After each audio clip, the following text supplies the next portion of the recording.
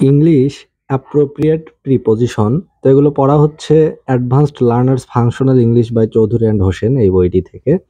তো এই ভিডিওতে আলোচনা করা হবে যে দিয়ে, জে কে এল এগুলো দিয়ে অ্যাপ্রোপ্রিয়েট প্রিপোজিশন। তো বলা হচ্ছে যে জেলাস অফ অর্থ হচ্ছে ঈর্ষাপরায়ণ। এর সেন্টেন্স হচ্ছে he is jealous of my prosperity, অর্থাৎ আমার সফলতায়, আমার সাফল্যে সে ঈর্ষাপরায়ণ। জিআর অ্যাট অর্থ হচ্ছে ঠাট্টা করা।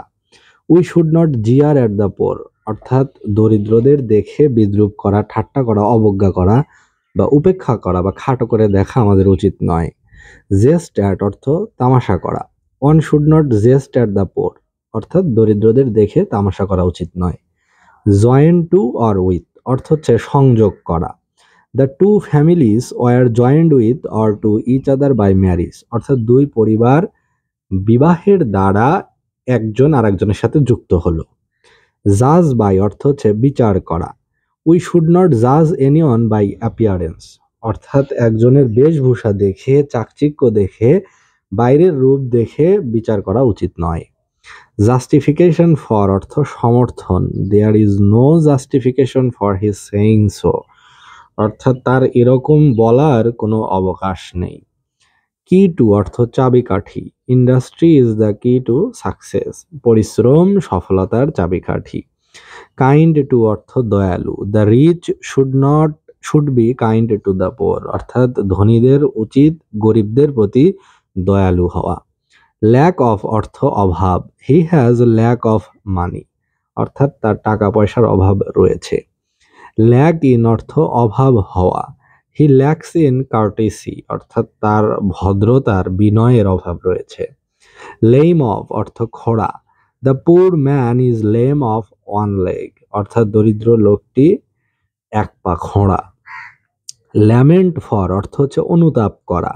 One should not lament for the past, অতীত নিয়ে কারো অনুশোচনা করা, বিলাপ করার উচিত নয়।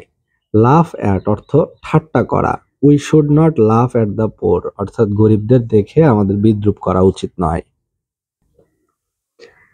ল্যাভিশ অফ অর্থ হচ্ছে অমিত ব্যয়। He is lavish of money, অর্থাৎ সে টাকা পয়সার বিষয়ে অমিত ব্যয়। লেভেল উইথ অর্থ সমান করা। Distinction between the rich and the poor should be levelled with, অর্থাৎ দরিদ্র এবং ধনীদের মাঝে যে পার্থক্য সেটিকে সমান করা উচিত। লায়াবল টু অর্থ দায়ী। Man is liable to error, অর্থাৎ মানুষ মাত্রই ভুল হয়। লায়াবল ফর অর্থ দায়ী।